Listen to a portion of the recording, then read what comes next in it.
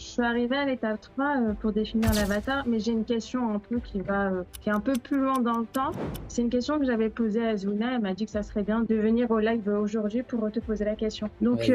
moi, ce que je comptais faire comme business, c'est de fabriquer de faire des bijoux kabyles, mais revisités, modernisés un peu au goût du jour. Il me tarde de voir ce que ça donne. Et du coup, dans les bijoux kabyles, il y a de la corail, enfin, il y a des choses un peu plus spécifiques. Et si je voulais rajouter des touches un peu plus authentiques, comme mettre des pierres de corail, les faire passer par un artisan, je me disais si c'était possible ou pas. Un artisan donc spécialisé dans les bijoux plutôt berbères, c'est ça? Ouais, c'est ça.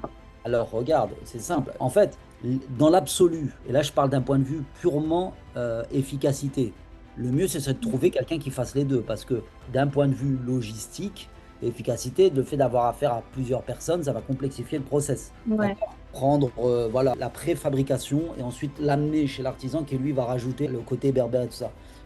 Si tu trouves un qui fait les deux, c'est mieux. Avec Ouais. un cahier des charges, dessine un cahier des charges. Tu dessines ou pas Ouais, oui, alors c'est moi qui fais le design. donc tu leur montres et tu dis, tu vas voir des fabricants, tu vas dire est-ce que c'est possible? Après, il y a des fabricants qui ne sont pas habitués aux bijoux berbères, mais en leur montrant des photos et en leur montrant ce que toi tu as dessiné, dire moi je veux que vous me fabriquiez ça en fait.